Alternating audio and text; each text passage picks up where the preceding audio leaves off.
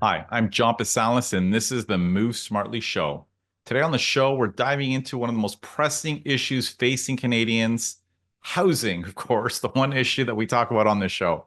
And we're joined by someone whose province is doing more than most to tackle this crisis head on.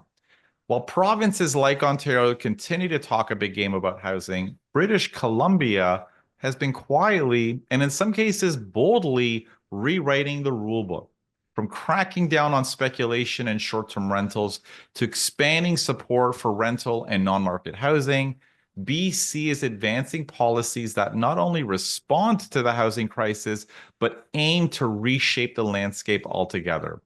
But perhaps the most ambitious piece of the puzzle has been BC's push to dramatically increase the supply of homes.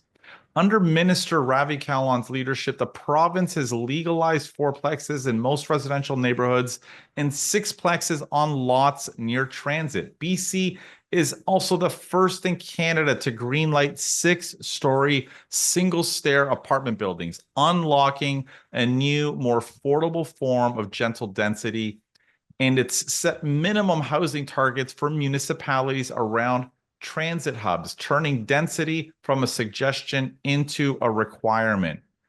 Minister Kahlon joins me today to talk about what it takes to actually move the needle on housing supply, why BC is taking a different approach than Ontario, and what other provinces can learn from their bold experiment in housing reform. And now, on to today's show.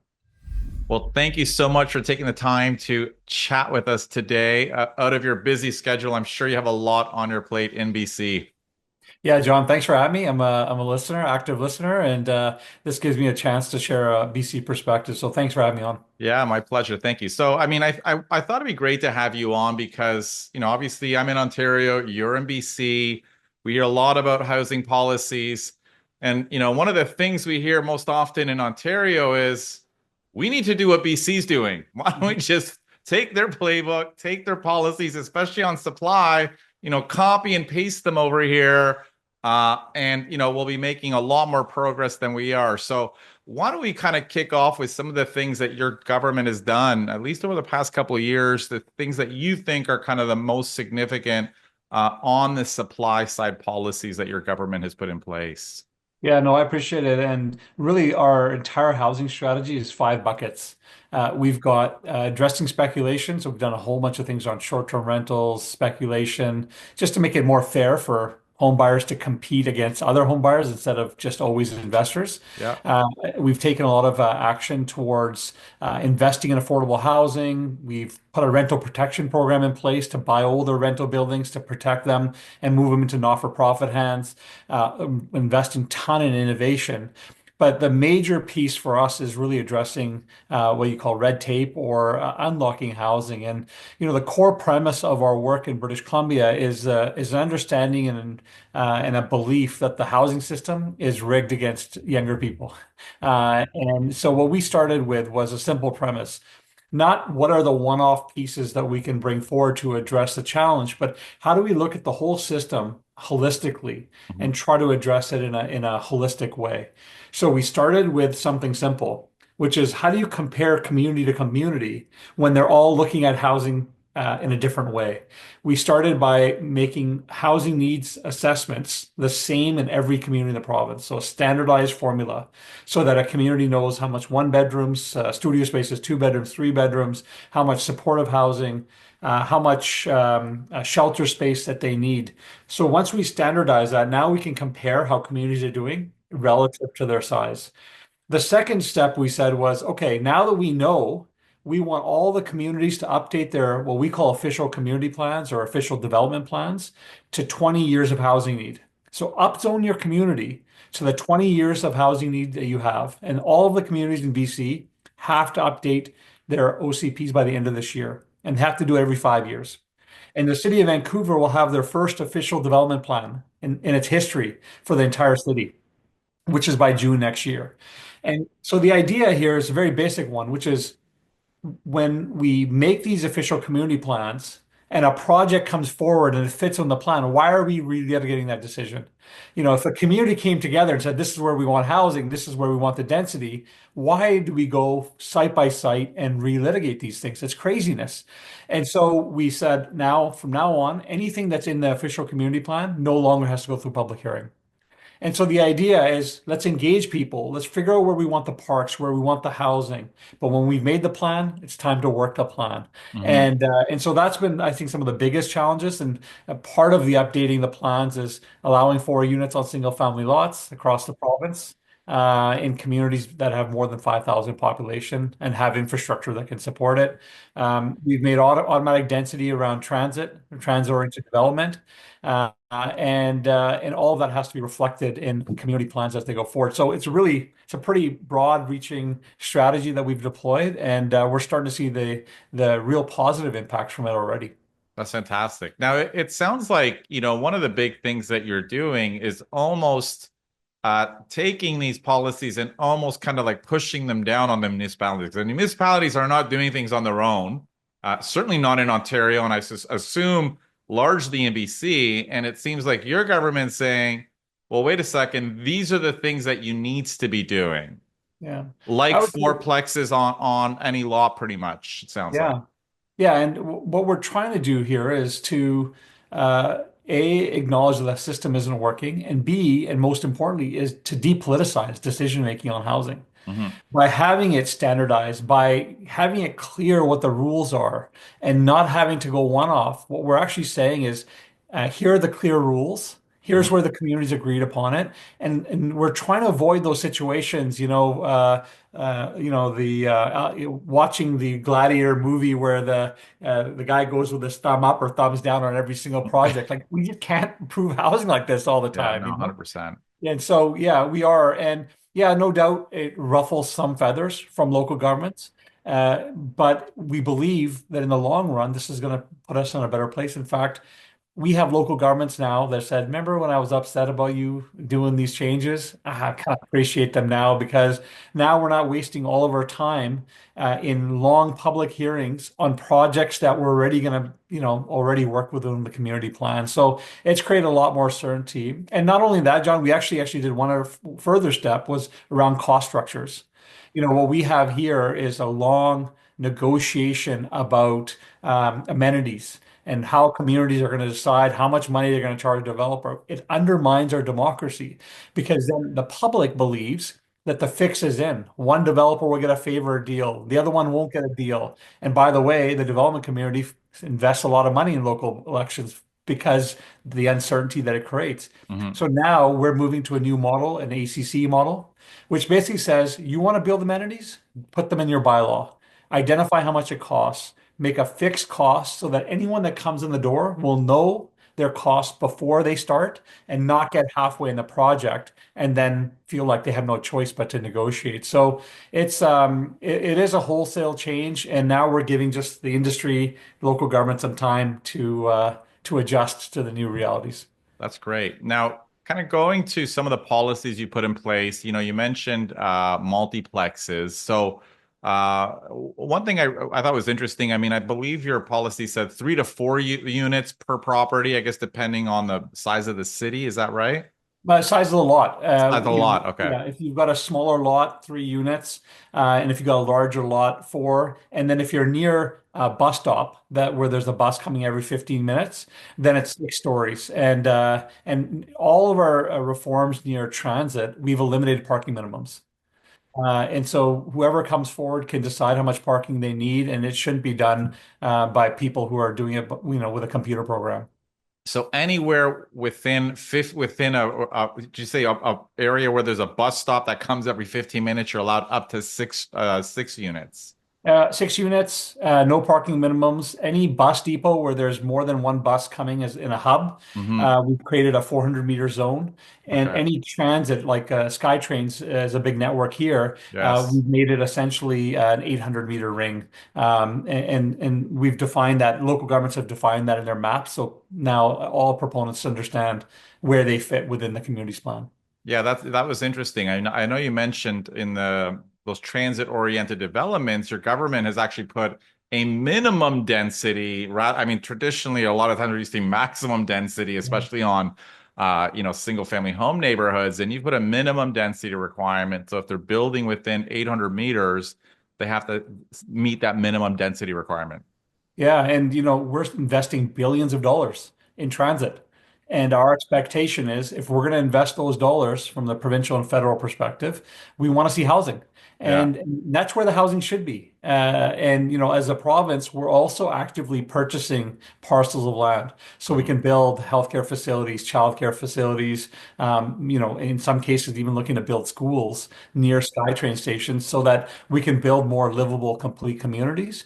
So, and all of our changes are within urban containment areas or within areas that local governments had identified where they want housing. So we're trying to avoid sprawl, Mhm. and we're essentially saying let's make use of the existing infrastructure we have to get the maximum benefit for our citizens in our community.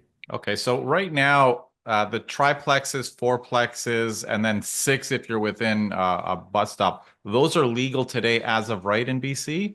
As of right, we've put site standards out to local governments. So this is what the heights should be. Here's how much the parking requirements should be. Here's the setbacks that you need or lot coverage. And so all those pieces have been given to local governments.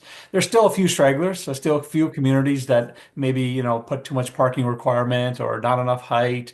And so we're doing some work with those communities to ensure that they align. But generally, we're seeing some real progress in the changes local governments have to make. When you say progress, do you mean in the municipalities kind of taking those policies? Correct. Yeah, we've made it as of right, Okay, so that's not an issue. But the issue can be what we call the poison pills, of course. where someone says you can't put enough height, or they're making you put two parking spots per unit. We've been going through city by city, identifying what those poison pills are, and I see. working through with those communities to say these got to go. And we've made it clear to local government, every infrastructure dollar that's coming in the future will be tied to ensuring that there's no poison pills. And if a community has them, they won't be getting access to infrastructure money as we move forward. Okay, so that's interesting. So the high level legality of multiplexes is from the province, but the cities put in their own policies and they can disrupt it by putting in parking requirements or floor space, maximum limitations on them that effectively would kill projects. Yeah, it's possible in some communities, but again, majority of communities in British Columbia have been really good and they've let it go and they've made sure the rules adjust aligned with what we've put out. But we also have another tool, which is another piece of legislation we introduced, which essentially is housing targets. We have given almost every major community a housing target, how many one bedrooms, two bedrooms, three bedrooms they need. We monitor every year to see how they're progressing. We had the first 10 communities released publicly so that people can see how they're doing. Two communities didn't meet the test to where we believe they need to be. And I have independent advisors going in right now identifying all the barriers that they have. And within the legislation, I have the ability to actually make the changes to the local government. And so my hope is I don't have to, but the powers do exist because at the end of the day, status quo is just not going to work. We got to do something different, and we'll be releasing some of those reports in the coming weeks. That's great to hear.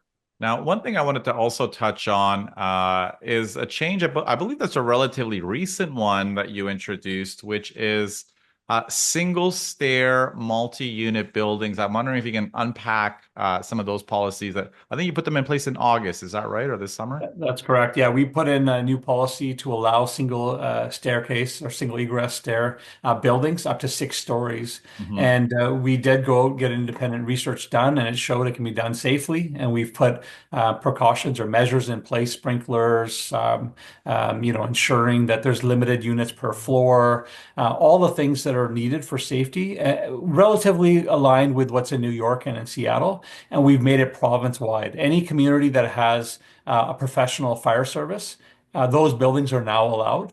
And we see the greatest benefit for these types of building. In fact, we see them near transit. Between 400 and 800 meters of all of our SkyTrain stations. That's where we see the six-story buildings going to be the ideal location. Less property assembly required. Mhm. You're able to move quickly, and so I'm excited about the policy. I know that there's now a conversation happening at the federal level around policy and building code. And we have always tried to align nationally because we believe that's a good thing. But we also are impatient when it comes to making the changes we need to address the housing crisis. So when it comes to mass timber, we went ahead and changed our policies to allow 18 stories. And when it comes to single egress stairs, we've changed our building codes to allow it as well. So are those legal today across the province? Yes, they're legal. In fact, I know there's a lot of projects that are already going through the local government process to be approved. And so I'm actually really excited to be able to see some of these units come online very soon and have had many proponents come forward and say, hey, we've got our application in first six-story and then another community coming in. So we're starting to see them become real in people's minds. It took some time for people just to be like, what exactly you mean? Like, are we allowed? Like, because of the barriers that have been there so long. Of course. And where are those allowed? I mean, specifically, like just in Vancouver or in any municipality within 800 meters of a transit hub? Is that kind of the general They're policy? allowed in any community, whether they're near transit or not, as Oh, long as they have some form of professional fire service. So if you've got a crew that you pay and they work, full time protecting your community, then these buildings are allowed. Or what we also say is Part 3 buildings. If you allow those types of buildings in your community, you're allowed doing this. We think that the greatest value will be in the near transit, but it's not precluded to that. It can be anywhere. so when you say professional fire service, you mean like full-time fire? What is that? What you Full-time fire. We've got some small rural communities that have got volunteer fire service, I see. and Okay. and so we're not including them. But Sure. if you look at any community in Metro Vancouver, you look at the communities on near Victoria, Kelowna, Kamloops, all of them have professional fire service, and so they're allowed in all those communities. So I mean, just to make sure I'm understanding, any single family home lot now can become a six-story single stair building? As long as it fits within the official community plan. And so if you've got a zoning that says you can have six-story I and you see. want to do single egress there, you're allowed to do so. Oh, I see. Okay. A big change, yeah. Okay, that's super helpful. Now, what would you say was the biggest or what do you think the biggest challenge is in passing policies for single stair buildings? Of course, Toronto, I mean Ontario doesn't even really looking at it. What were the challenges that you found in BC moving ahead with changes like this? Well, I think the research is pretty clear. It wasn't a research issue, but there are some strong political forces that push against this, and so we certainly felt that as well. And I would not even say all fire officials, but a segment of fire officials that don't want to see change. But we did this not in a political sense. We looked at this and we looked at the research.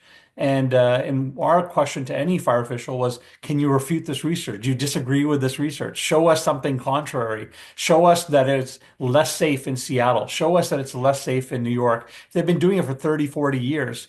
Clearly, their data shows that it's actually safer. And how can you not have it safer if you already have sprinklers? I mean, just having the sprinklers there makes them much safer than other buildings that are already existing in our communities. So we did face some pushback, but overall, our building planners, our officials, they understand that this is an important piece of the evolution of our code, and we can build this type of housing in a safe way. So the pushback, it sounds like mainly was from fire, kind of that community. Is that basically the main area where you got the pushback from? Yeah, that's it. And a handful of mayors that didn't like the province just making changes, but overall, widely accepted. The research again hard to refute.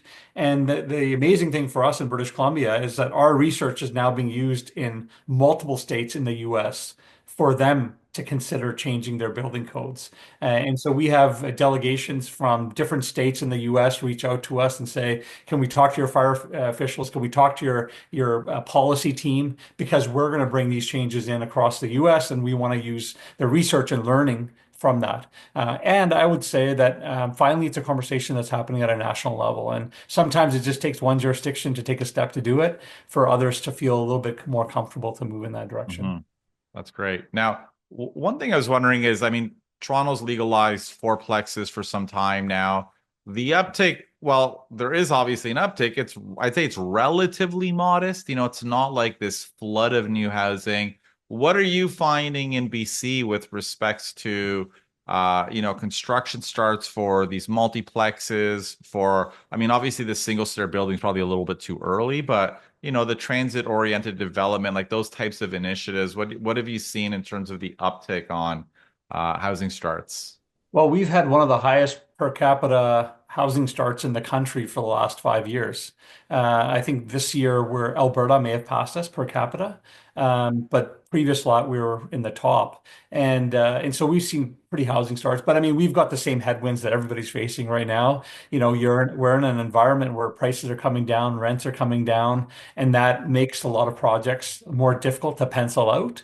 But having the ability to have single egress stairs types of buildings means less property assembly required and means people can move more quickly. But I would say that, you know, although we're making lots of progress, we still face similar challenges that are being felt in other jurisdictions, and we're trying to navigate it best we can here. That makes sense. Now, I don't want you to try to predict what, our provincial government is thinking, but what do you think? I mean, if you can put yourself in the shoes of the province of Ontario, what do you think would be the resistance from a politician's perspective to kind of make some of the changes that your government has made in BC? Well, I never give any jurisdiction advice and if it's not asked for, and I won't in this case. But I would say that one of the conversations I had at the doorstep is, I think, emblematic of the challenge we're dealing with. When we brought these changes in, I went in my community and knocked on doors. My community is predominantly single-family homes and then some high-rises.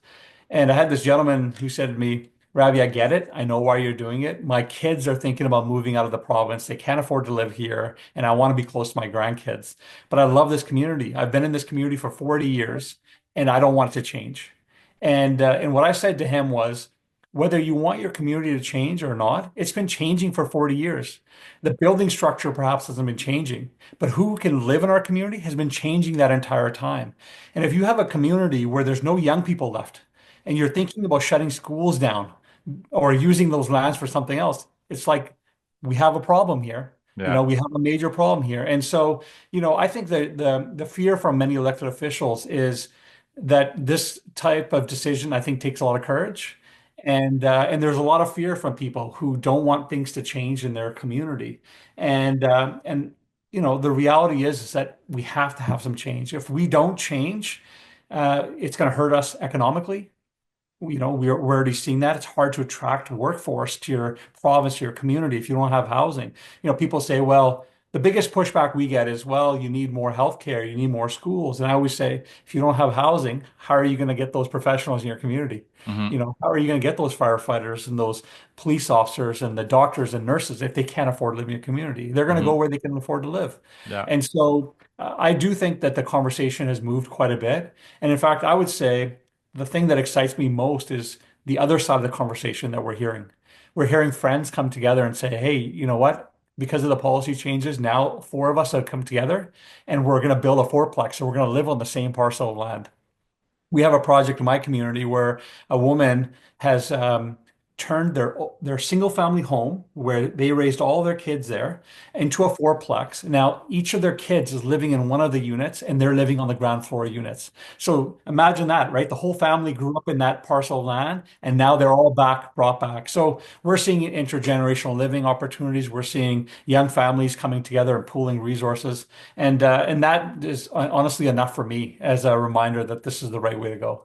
Yeah, it is great. And I think you're 100% correct. I mean, the pushback is likely just people not liking change, especially in these low rise, Yeah. I'd say largely suburban areas where, they're less welcome to change. I live in an urban area, multiplexes are common. So we don't get a lot of pushback down here, but certainly in some areas we see a Yeah. lot of it. And even the changes for eliminating public hearings, we got a lot of people saying don't do that. I had all these protesters that showed up at my office from my community, and I invited them in because I wanted to hear from them. And I said, "Okay, what is your issue?" And they said, "We don't like this new project that's going here." And I said, "Okay, did you participate in the official community plan process?" And they're like, "Yes, we did." I'm like, "Okay, did you agree that the it was done in a good way?" They're like, "Yes." So then does this project fit within that? And they're like, "Well, yes." I'm like, "Well, what's the problem here?" If we had gone through that process, more people engage in the official community plan process than they do on one-off units. Hmm. It's usually only the neighbors that are in the one-off process. Yeah. And so I think this is more democratic Hmm. going this way than having the process of the community deciding and then a few people within the local community deciding no, that the rest of the community's plan doesn't matter, that our position is more important. Yeah, I think that's an important step. You cannot have neighbors protesting every single property that's going to be I mean, this is not the way to build housing. We're just not going to be able to address the challenge we have in front of us, Yeah, absolutely. until we do that. Yeah.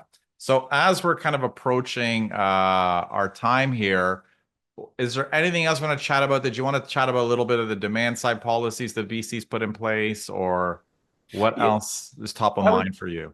yeah, I would say that, those buckets that I highlighted, all of them are important. We brought in the speculation and vacancy tax, essentially saying if you buy a home and you leave it empty, you have to pay every single year into a fund for housing. That policy alone brought 20,000 units back onto the market just in Metro Vancouver for rent. Yeah, that's And amazing. so Yeah. this, I do, and the reason why I sent you a note was that we need both.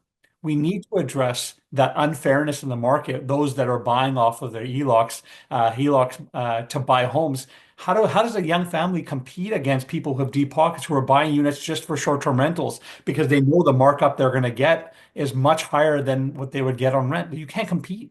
And so I think measures on that, as well as an aggressive move to get more housing, it's not a pro-developer position. It's actually a pro-renter position that we're Hmm. taking. Yeah. Because the more supply you have on the market, the more power renters have in the market. And so in our view, in my view, this is actually pro working family. It's pro renter policies that we brought in. But the stuff, all this is exciting for me because I'm a bit of a policy geek. But what excites me most is what's happening on the innovation space. We are doing ton on mass timber. We believe that it's a triple word score. Use our own forest products, build sustainably, and build faster than you can with traditional builds. We have more mass timber buildings in BC than the rest of the country combined, Wow, that's and incredible. we're expecting that to continue to go up. We're launching what's called a building permit here. It's a tool we're piloting with just 10 communities in the beginning, but essentially we got 10 communities to agree what a complete application looks like. And that's a big deal because every community has a different understanding. And by standardizing that and creating a digital front end, now we're digitizing the building code so that any digital application comes in, it gets checked for completion, it gets checked over time for within code, within what local governments have defined that can be built there. It can do a full energy efficiency test to make sure that it fits within the energy portfolio that we want in communities, all within seconds, and then be routed to communities. So I do think that that is the future. We hear the prime minister say he wants to double housing construction. I love ambition. But we're not going to be able to do it unless we address the innovation side, address the workforce challenges side, address the financing side, and we're doing all those pieces in British Columbia and look forward to working with the feds once they get rolling. No, that's incredible work that you're doing. I mean, I think a lot of people who are not in real estate don't really appreciate, at least I'm speaking from Ontario, what a challenge it is to build in Ontario. It seems like it is just a complete uphill battle. Whatever you do, it's just you're faced with roadblocks. So, things that your government's doing to streamline the process, to automate the process, to bring in efficiencies to make it easier to build encourages more housing. And I think those are all positive steps that, we'd like to see in Ontario as well.